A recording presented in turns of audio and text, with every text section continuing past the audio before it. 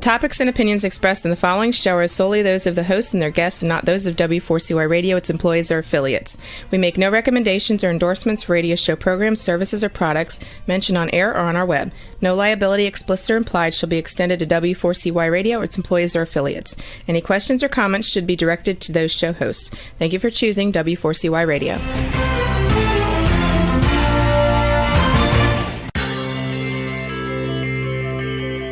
Who is January Jones? She is not a young, beautiful, talented actress on Mad Men. She is not an older, gorgeous, exotic dancer from the Johnny Carson show. She is an author, and she wrote, "Thou Shalt Not Whine," the 11th commandment that reached #1 at Amazon.com. She is a reality TV golf personality with world high-stakes golf televised on HDNet. She is a humorist and winologist expert. She is your featured host today on January Jones Sharing Success Stories. So sit back, relax, and get ready to laugh and listen to Ms. Jones with her eclectic roster of guests as you learn life's lessons. These stories plus sharing equals success. Welcome, and remember, beware, because you are entering the no whining world of January Jones.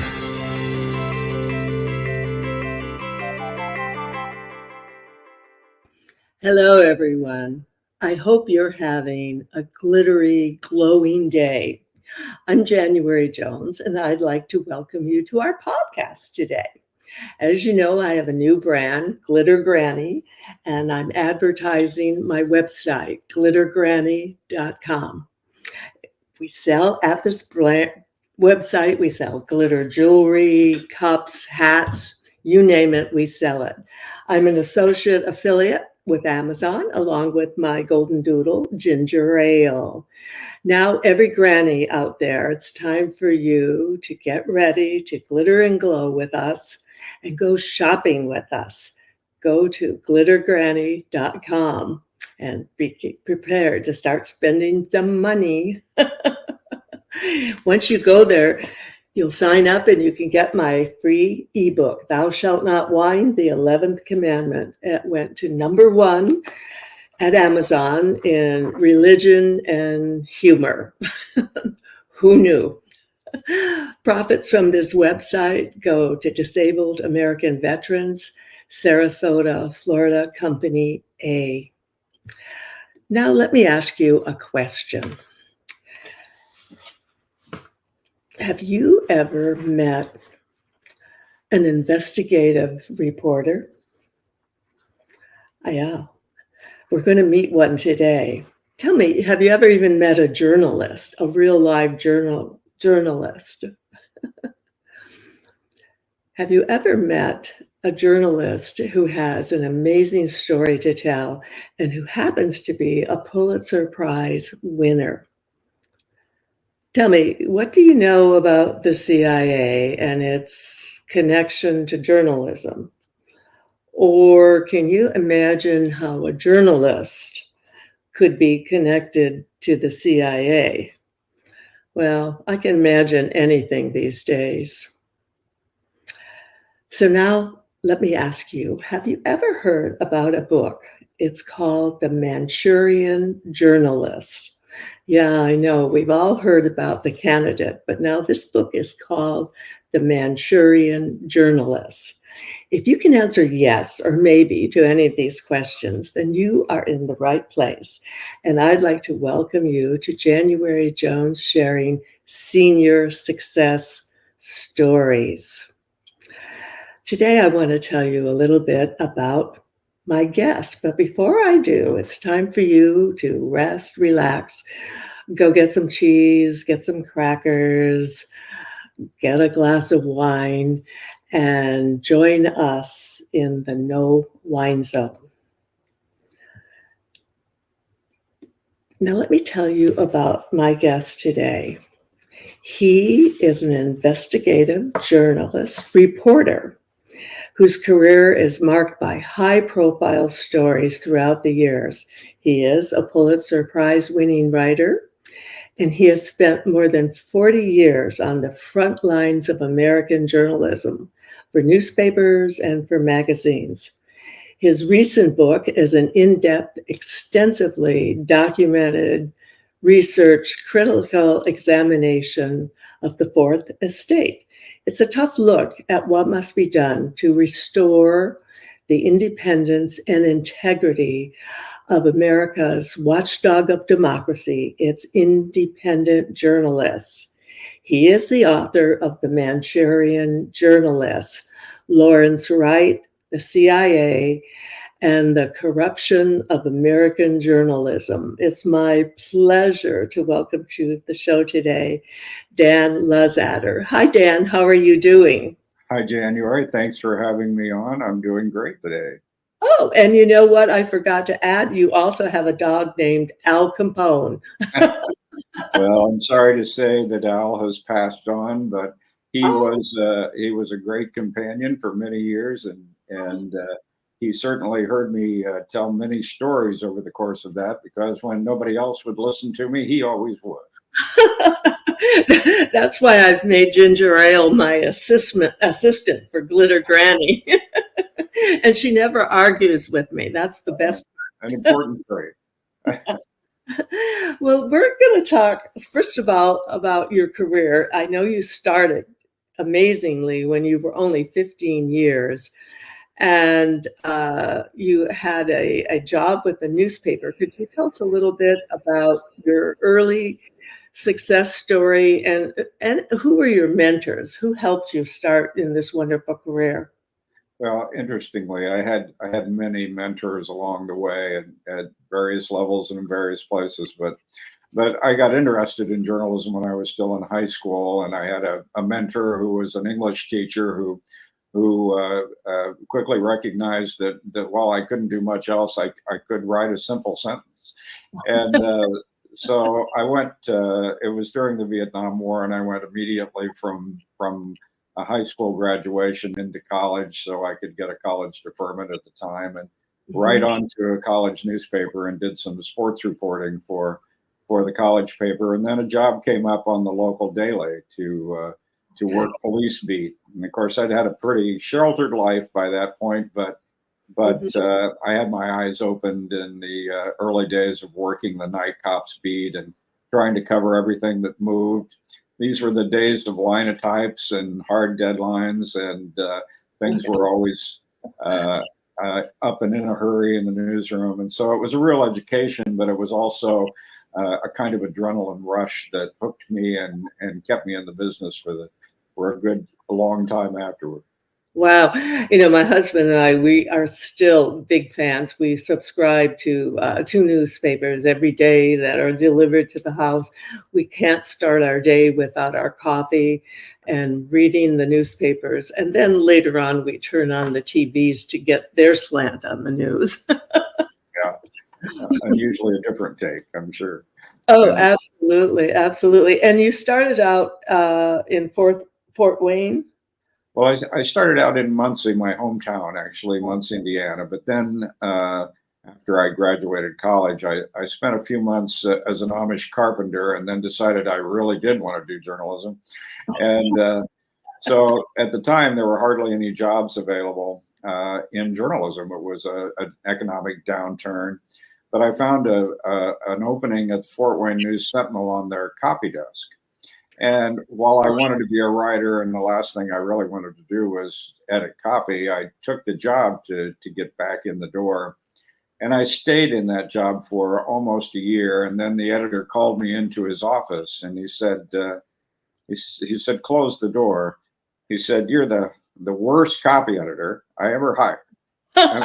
I said, "Oh my gosh, I keep my dictionary close at hand. I know I'm not a great speller," but he said, "No, it's not that." He said, "You rewrite everybody's copy, and it sounds like you." He said, "I got 35 reporters out there. I'd like for them to sound like themselves." Oh my God. "So am I fired?" He said, "No, you're our new columnist." So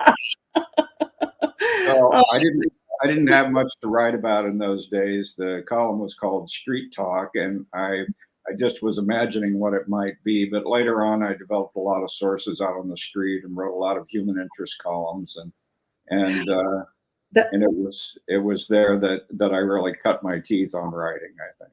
okay, that fascinates me. How many columns a week did you have to produce? I did 3 a week, and over the course of the years I was there, some 900 columns altogether. But while it started, the column started out as an idea of being able to tell stories about common people. I didn't have any sources at the start. But by the end, I developed so many sources that I started doing investigative stories on the side. Oh, And I exposed a plot to commit murder while it was in process and brought the police in on it. And then later, I investigated a hotel arson in which I turned up evidence of public corruption. And it was then not too long after that, I got an offer from the Indianapolis Star to join their investigative team, which was a pretty high profile and very efficient team. And then I got into the hardcore kinds of reporting. yeah, let's back up a little bit on this columnist career you started out with. Now, that would terrify me to have 3 deadlines each week. And how long was each column? Well, they were usually about 700, 750 words. But of course, by the time I'd done that, I had been out there in the trenches writing stories under deadline, and I had become pretty accustomed to the need to write fast. And I like to tell, I always told my kids about the toughest night on police beat. I did 11 stories under byline in one night, and there was no time to take notes, so I had to keep it all in my head. But so that gave me, I think, some foundation for doing that. Plus, I took the column places that most columnists don't go. When I found it tough to find a column, I'd take a walk through the snow in the local park and reflect on the changing seasons. So you could always find something to write about. And I always told my kids, I can write 750 words on anything. And my gosh, 900 columns, that just blows my mind. And was that your first book, Street Talk? Well, Street Talk actually and the Manchurian Journalist came out not only in the same month, but on the same day from 2 different publishers. There's a little bit of irony for you, but the Street Talk book was really inspired by my daughter, who's listened patiently to stories over the years, and finally she said, you should collect these columns in a book. And I said, well, who has time? And she said, I'll curate for you. So she did the curation and the editing, and oh my gosh, up there, that's cheating. we got it published. So it's, as I've told her, and as I've commented on that book, it was one of the times in my career that I think I enjoyed the most, because I was still learning and experimenting and trying my hand at different things. And by the time we got to the Pulitzer material, which was the coverage of a flood in Fort Wayne in 1982, and I shared that award with other members of the staff, but my work was collected in college textbooks on how to write feature stories under the press of deadline. Wow. So that was a nice thing to have happened. But telling stories was, became part of my DNA, and I'm still doing it. I'm 76. I'm active still. 76. Wow, you're just a kid to me. It's interesting. I wrote my first book when I was 50. And as I look back over 30 years, I just am so amazed at what has happened in the publishing world, and what we have gone from. The first book was a do-it-yourself, and then all of a sudden the evolution of writing, which has become possible for just pretty much anyone who has a computer. Yeah. And things like Kindle and direct publishing and Amazon. For writers, this is just an amazing time to be alive, isn't it? It is. It's there are lots of different opportunities out there. Although I think it's also, and I've commented on this as I've talked about journalism and the change in journalism during my years Right. involved with it, that while we saw the internet as an opportunity to open things up beyond the gatekeepers of the traditional media, we've also gotten so many voices out there that we're not sure who to listen to and how much credibility they might have. Yeah, And so it's become a totally confusing time as far as people who are interested in getting the news, people who are interested in reporting the real news, and all the opinions. It's just been very confusing for everyone. But one thing I'm not confused about, and that's about being Glitter Granny. We're going to hear from her, and we'll be right back with Dan. Welcome to Glitter Granny Gifts to Give or to Get. Hosted by January Jones, aka Glitter Granny, and her Golden Doodle Ginger Ale. If you're a granny who wants to glitter and glow, it's time to join us for a sparkling shopping experience that will be unique and so very special. Whenever you need a unique and spectacular gift, then Granny will help you find it. Along with gifts for family, friends, and holidays, there are even glitter gifts for coworkers, in-laws, doctors, and you can even find something for your friend who has everything. If you need a really good gag gift, you'll find it here. Hats, canes, shoes, accessories. When it comes to glitter accessories, Granny and Ginger Ale are on board with everything you can imagine, and then some more. The favorites are at her website, and remember, she is adding to this list almost every day with lots of fun gifts to give or to get. Granny has created a website that is glamorous and glows with glitter products to wear or to use every day. As she says, if it ain't got bling, it doesn't mean a thing. Now let me tell you about her glitter hat collection. She actually has too many to count. Her collections are must-have accessories for any glitter granny who enjoys getting attention everywhere she goes. Remember, if people are going to stare at you, make it worthwhile for them. And canes?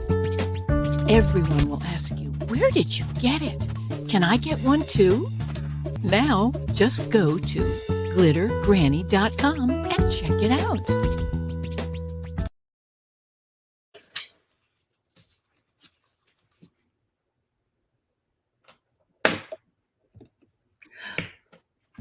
Welcome back with my guest, Dan Luzadder. Dan, this wonderful, you have 2 books out now. And could you share with our listeners where they can get them and your website information? Well, Amazon.com, of course, and BarnesandNoble.com. They're available from Trying Day, the publisher, at TryingDay.com, and Street Talk from BritainPublishing.com, and also from Amazon, et cetera. I'm still in the process of sewing my website together, but danluzadder.com is that site, and so you'll find referrals there on to Trying Day. Yeah, and we'll be featuring Dan's book at Glitter Granny Bookshelf, where we'll take you directly to Amazon, where you can order both of his books. Dan, let's talk about some of the stories that you were involved on. I know you mentioned the flood story where you got the Pulitzer Prize, right. But did your burger? I thought the burger chef story was fascinating in that they were never actually caught. No. And I'm working on a documentary film with an LA filmmaker right now on this case. And it's a case that I've been looking at really since 1980. It was an event, the murders of 4 kids from a Burger Chef restaurant in Speedway, Indiana, in the veritable shadow of the Indianapolis 500 racetrack, Uh-huh. was the third, actually, of a series of crimes that occurred over 6 months. And there was another murder, the murder of a grandmother in her garage in a apparent assassination. And then there were a string of bombings in Speedway that followed a month later that Uh-huh. lasted for several days, and then this kidnapping and murder case. So the murders, none of them have ever been solved, but someone went to prison for the bombings. And he became quite well known during the presidential campaign for George W. Bush, because he said from prison that he had sold marijuana to the vice presidential candidate, Dan Quayle. Oh, And wow. so there was a lot of controversy. A book was written about him, about that. Yeah. But but the true story behind the bombings and the murders has to do with police corruption that has never really been exposed. And I believe that the reason that the murders have never been solved is Right. because of a cover-up that occurred and a wrongful conviction for this individual in the Speedway bombings. Oh my gosh. Wow. Fascinating. And then I'm in the process of your book, but I've been jumping around just so I can figure out some good questions. Um, Tell us a little bit about what it was like being covering the Columbine tragic story. Columbine was really the last major project I did for daily newspapers on an investigative side. And I was working for the Rocky Mountain News in Denver, the late, great Rocky Mountain News, which closed several years ago, unfortunately. Sadly. But it was an interesting time. My involvement in the Columbine coverage came with some hesitation. Even though I had been hired as an investigative reporter, I had been moved over to cover the State House by an editor who I'd had a couple clashes with over what we should be writing about or not. So I was kind of on a punishment detail there at the State House. While a lot of people like to cover the legislature, it wasn't what I wanted to be doing. Mhm. But when Columbine happened, they called in all the reporters from everywhere, but they didn't call me into the newsroom to participate. And 2 days went by and I didn't get a call. Hmm. But on the third day, the city editor called me and he said they had a problem and they needed my help. And I said, "What's the problem and how can I help?" And they said, "Well, the Denver Post had maintained its police beat and had kept a reporter assigned there, but the Rocky had failed to keep a police beat reporter working on the Jefferson County Sheriff's Department. So they had no sources. And of course, the police were not answering their telephones, so they were idly leaving messages and not getting any return." I said, "Well, what is it you want me to do?" He said, "Can you find out who's running the investigation?" Oh. And I said, "Okay, give me an hour." And so I had done, not too long prior to that, I had done an investigation into organized crime attempting to take over the taxi industry in Denver. And Okay. in the course of that, I uncovered drug running and gun running that had gone on using the taxis. And so I had developed a lot of sources in the underground gun industry environment. And so I started calling sources who were informants for police that I had met or known. And finally, I found one and I asked him what the police were most focused on. And he said they were looking for tying down where the guns came from in Columbine. And Oh. so I asked him, where did they come from? And he said, "I can't tell you. However, if you'll look up a case of a Jefferson County Sheriff's deputy who was shot and killed, I think you'll find the gun came from the same place as the guns the police are looking for." Wow. Wow. So I called the newsroom's library right away. I got the information on the detective who had handled that investigation, Mhm. officer, and I called his phone. And of course, I got a recording, but I said, "I'd like to know where the guns came from that was used to kill Officer Musbrucker," and left my number. And about 15 minutes later, I got a call from Tom Kitbush, who was running the investigation. He said, "You asked a question of my detective. I want to know why." Oh. I said, meet me for coffee and I'll tell you. And Mhm. so we negotiated an agreement where I would come on the inside of the investigation. And I spent the next several months working with the cops on the inside and seeing everything that they had seen and doing interviews with police officers Oh, wow. affected by the investigation. So thoroughly. That's a great story for an investigative reporter. Well, you've got to use your sources and your angles wherever you can. Yeah, it's connection, connection, connection. And I love the part where you say, let's go have a cup of coffee. Because that means let's really talk. That's right. Okay, and then you jump into this Manchurian journalist, which was an incredible title, I have to tell you, just because of the connection most of our generation and everyone has with that word and the Manchurian Candidate, which was such a famous book, movie. Great title. And you're looking at the connection between the CIA and journalism, basically, aren't you? Yes. And I didn't expect to go to that place ever, and really didn't head that direction for any particular reason other than I did some work for a little magazine which was based out of LA called Freedom Magazine, which was owned by the Church of Scientology. And and I was contacted by them. They were looking to revive their magazine and were looking for an investigative reporter. And so I knew nothing about Scientology at the time. I began to explore it. I found what controversy there was surrounding it. But one of the things they asked me to do was take a look into the media coverage as to whether or not it had been fair and honest. And among that media coverage was a book called Going Clear by Lawrence Wright. He's an author for The New Yorker. He's written many books. He's written books about many different subjects. And so I began to take a look at the book for accuracy and for intent. And as I was doing that research, I decided I should background Lawrence Wright a little bit.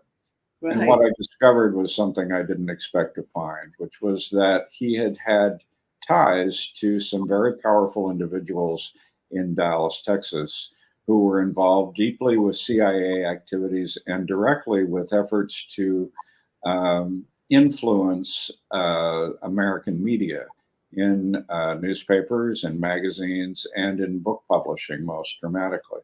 And then as I continued to pull threads on that story, discovered that Lawrence Wright had participated in some programs that were dedicated through the CIA and its intelligence affiliates in the private sector to help develop propaganda programs throughout the world, really, but also focus backward at the American public. And so the book details my investigation into that and documents how I uncovered those things and raises questions about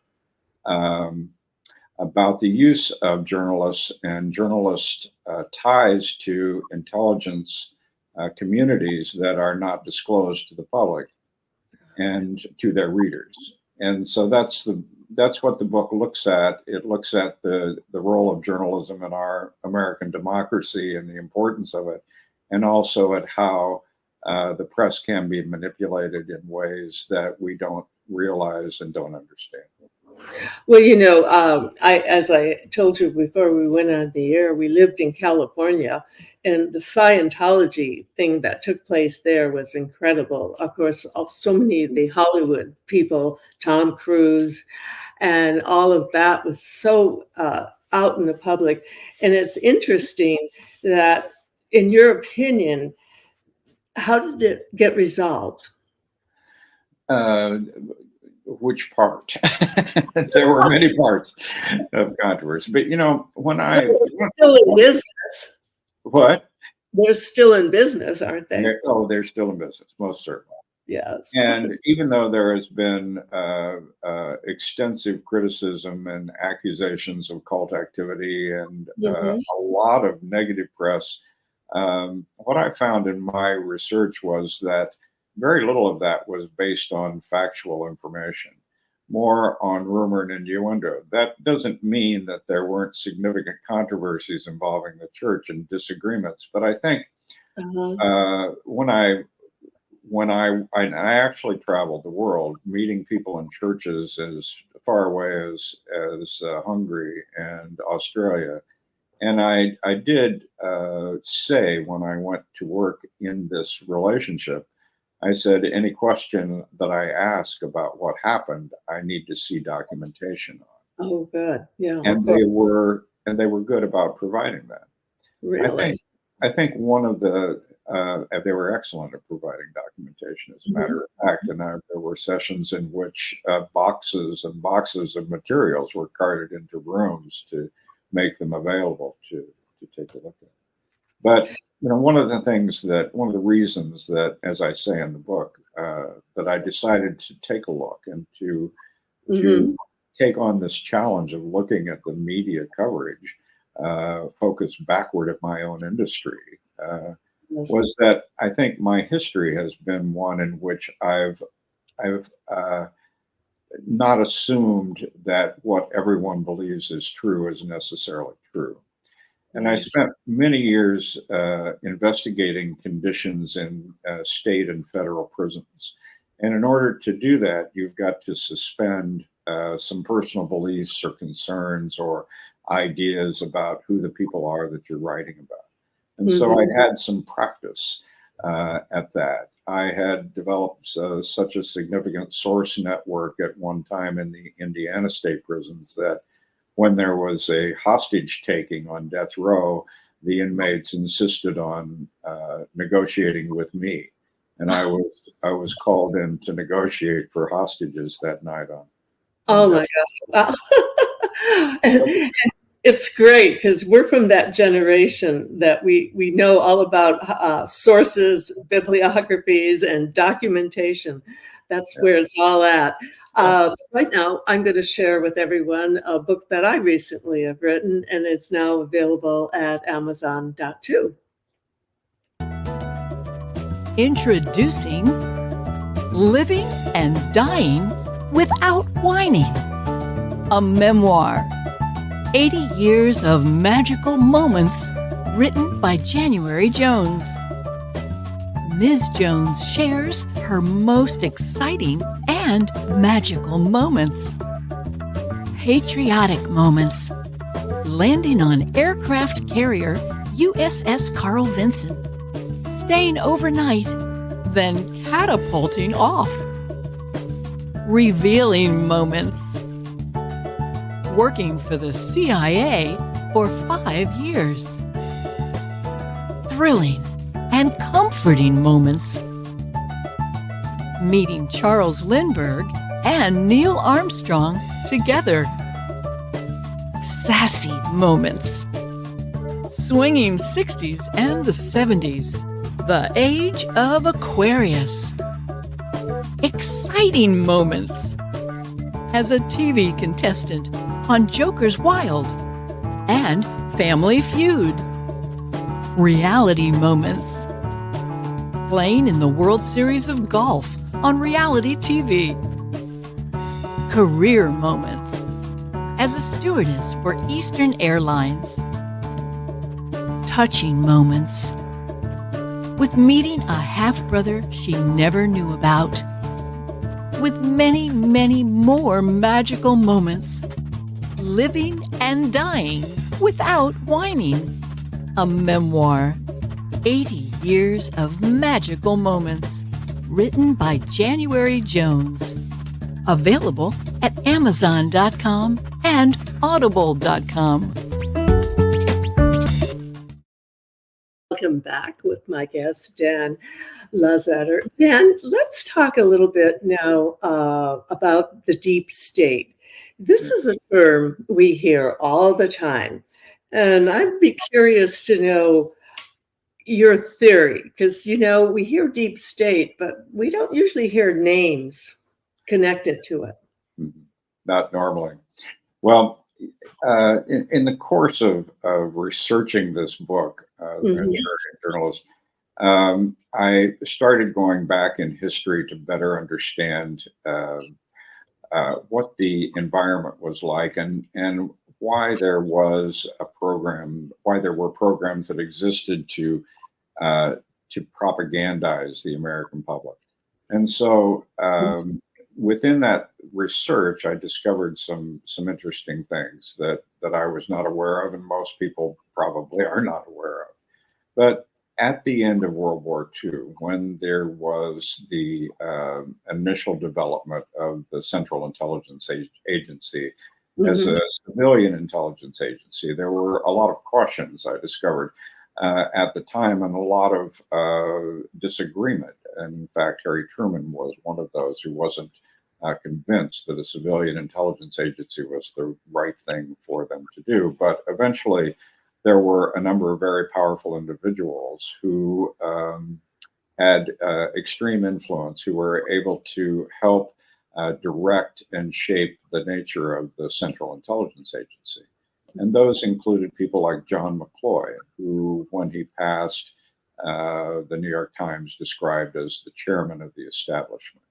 He was a powerful lawyer. He had a lot of experience with intelligence organizations in the course of his lawyerhood. He became Assistant Secretary of War during World War II, and he was the governor for the occupation of Germany. And he helped shape decisions that were made in the Nuremberg war trials about prosecution of individuals who were involved in intelligence on the Eastern Front for the Nazis. And the agency ended up recruiting many hundreds of agents that had worked this Eastern Front, even though they had been considered for trial for war crimes. And those individuals became part of the international organization that the CIA was affiliated with. And John McCloy was an individual who, with his experience in intelligence, believed in the importance of, say, black bag jobs, which were secret operations that might be conducted wherever necessary. And even though the CIA was prohibited by law from operating within the confines of the U.S., what I discovered was that there was a very thin membrane between what was considered domestic and what was considered international. And that was very porous, especially in their interest in helping shape Western cultural ideas and fighting communism. And so that included recruiting publishers and people to work in the publishing industry, those people who would select people who were going to have good careers and as writers. And it was a very extensive network that was carefully groomed, and it was funded by foundations that were formed as front companies for the Central Intelligence Agency. One of those was called the Hoblitzell Foundation out of Dallas, Texas, affiliated with Republic National Bank. And also affiliated with the bank was a man named Robert Story, who was the head of the American Bar Association, head of the International Bar Association, and the chief executive trial prosecutor in the Nuremberg war trials, also making decisions about who would and would not be prosecuted. And so in this network out of Dallas, there was tremendous financial influence for these clandestine programs domestically. And some of that came to light in various newspaper reports over time, disclosures that happened in Congress, some of them accidental. And so gradually those programs became visible, but they were not reported about in an omnibus way by major media like the New York Times or the Washington Post or others. And as I looked further, I began to see where journalists were favored by the agencies, and those who were willing to help indoctrinate on certain ideas what was acceptable or what was not acceptable to report, including things like racism and other things that have been detrimental to the democracy. Okay, so then you zeroed in on Lawrence Wright in particular, who I believe is still working for the New Yorker. Yes. Yeah. And still writing.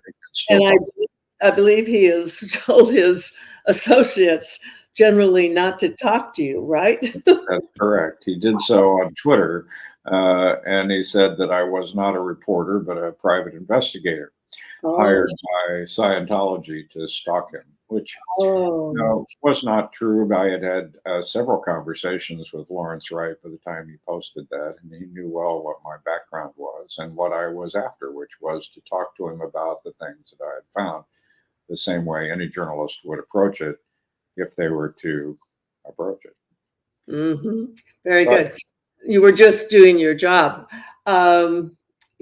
Interesting connection. A lot of connections there, aren't there?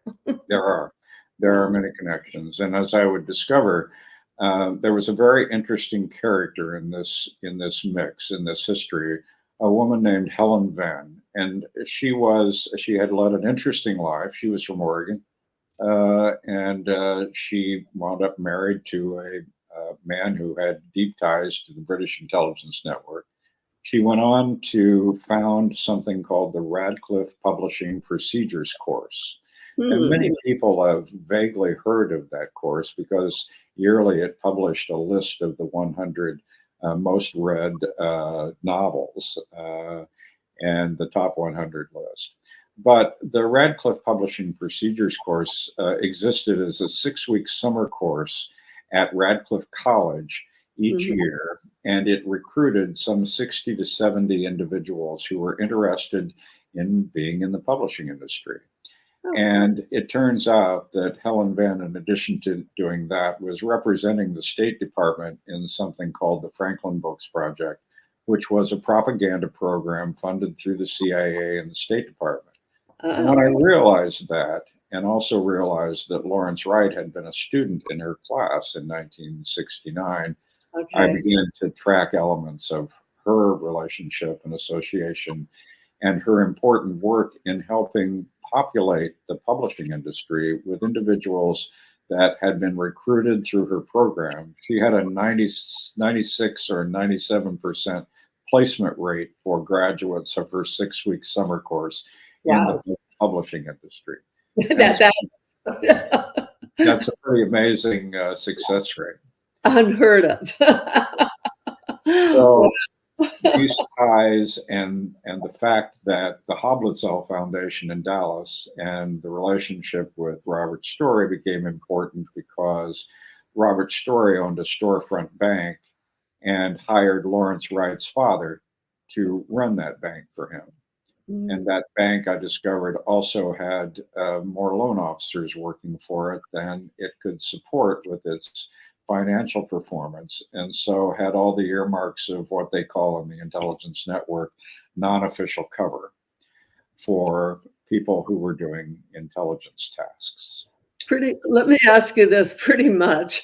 It's been my observation as a amateur investigator. I've written a book about the Kennedys, and in general, I'd say a pretty good track to follow is follow the money. Did you find that to be true?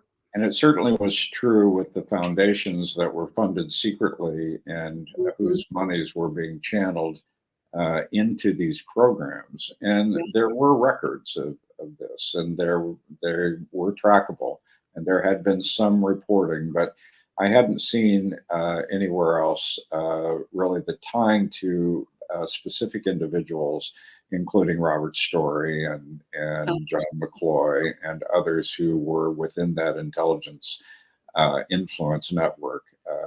So I think the book covers some new ground as to what we might expect, but it also asks a question. Lawrence Wright was extremely influential in a book on the War on Terror. The book was called The Looming Tower, and it was an examination of Al Qaeda in the wake of 9/11.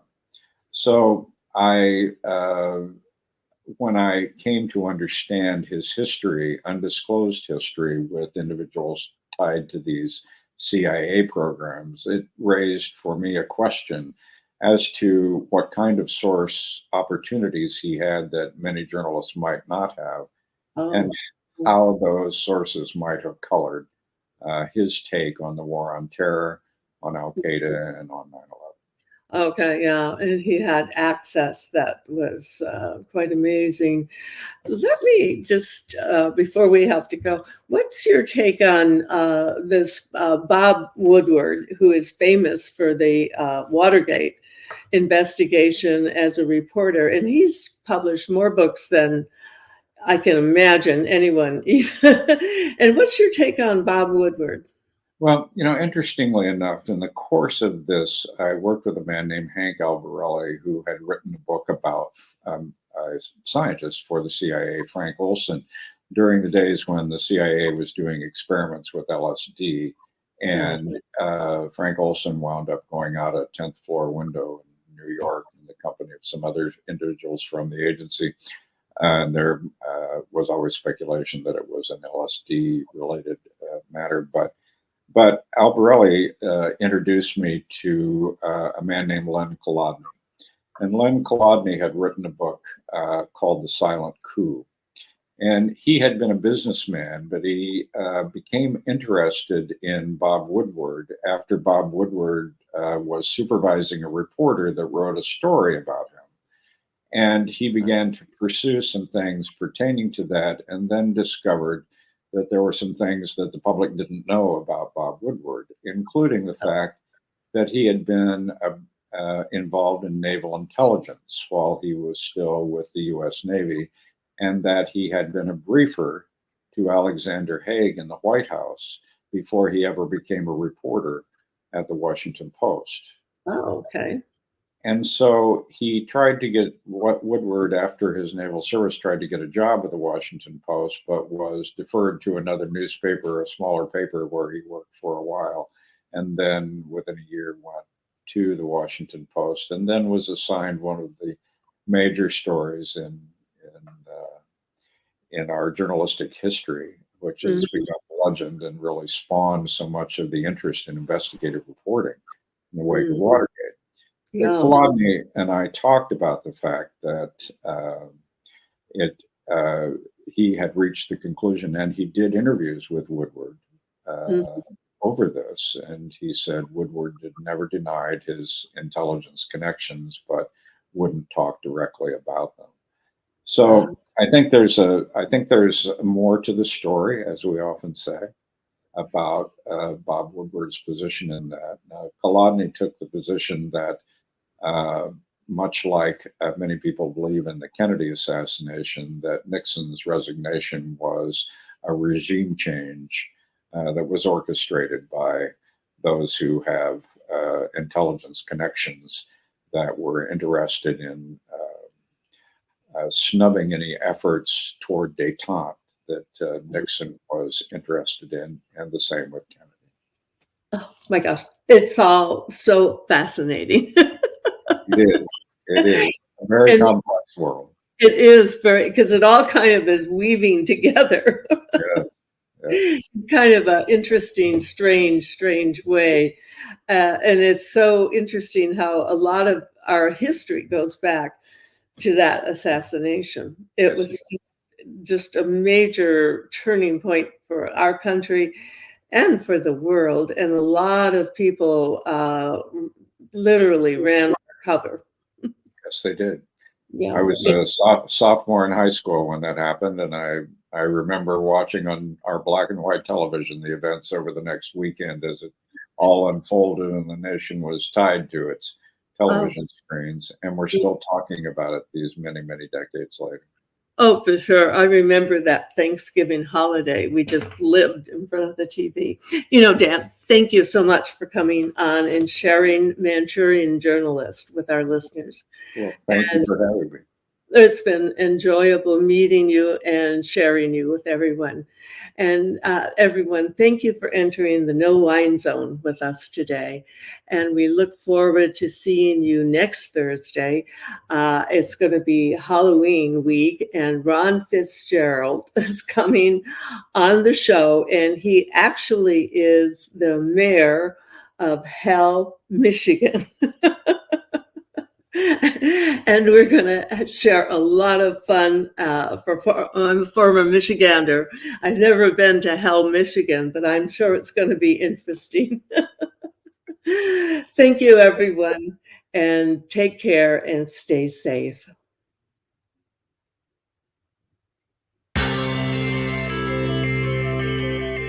We want to thank you for listening to January Jones Sharing Success Stories. Always remember Ms. Jones' personal mantra, if you can think it, you can do it. That's what all of our guests have done with their lives, and so can you. You are the ultimate success coach in your own life.